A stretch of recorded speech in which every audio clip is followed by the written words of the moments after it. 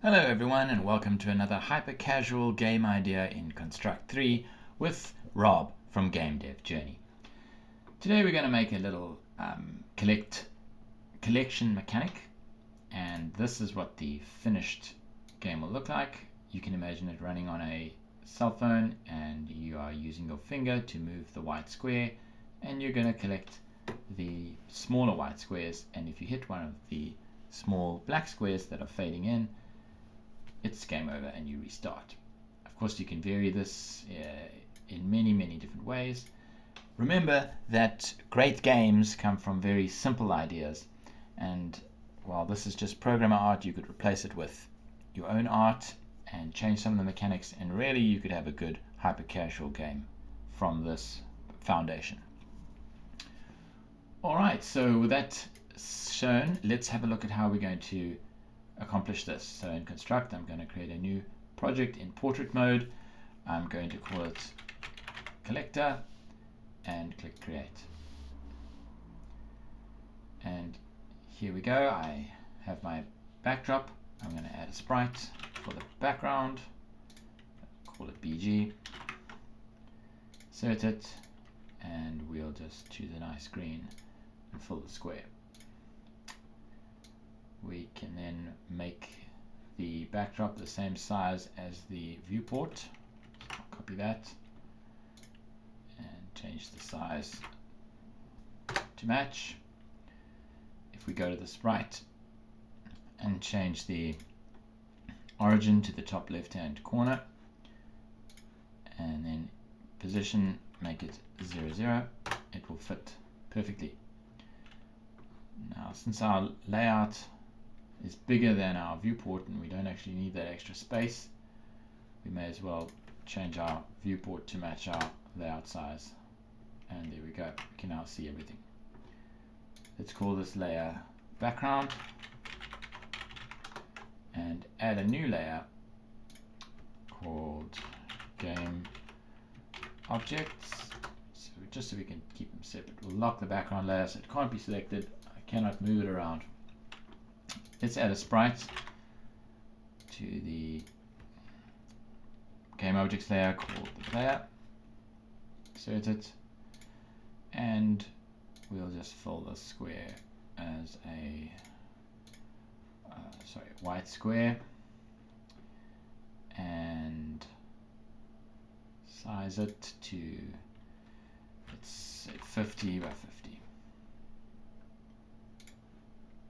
Here we go, and behavior, it actually doesn't need any behaviors because we're going to control it with touch. Right, so that's our player. Then we'll add another sprite called the enemy, and we'll have one enemy that's rotating, and the enemy can be this nice gray color, and we'll set the size to 40 by 40, and this will be our enemy which rotates. And we'll have just some different enemies to give the game a bit of variety. We'll add an enemy that's going to move horizontally, so let's just search for a sprite. Let's search for a sprite. We'll call it enemy horizontal. Add it in there. It can also be the gray, but these ones we'll make smaller, 25 by 25. Go, and we'll do another one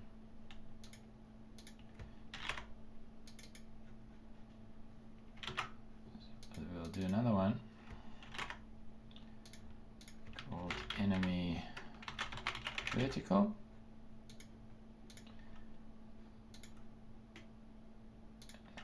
do 25 25, and there we go. Now we're going to have our particle effects off to the side here. So I'm going to search for particles, and we'll have our player particle, which is just going to be a white block, and these will be really small, 10 by 10.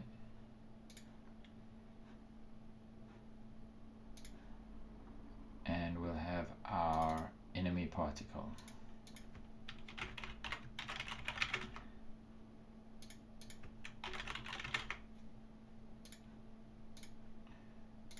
And this will just be a black block.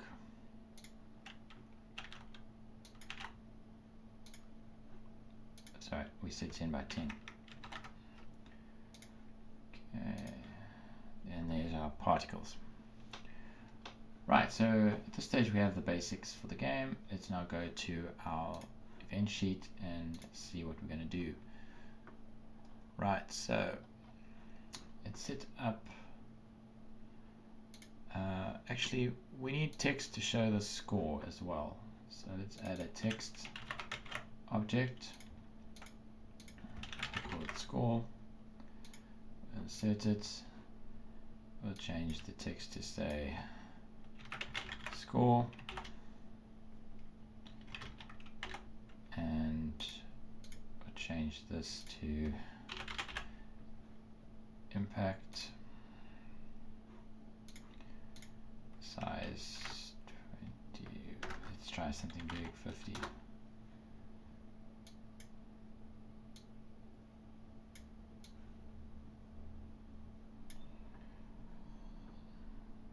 Looks good. Game Dev Journey.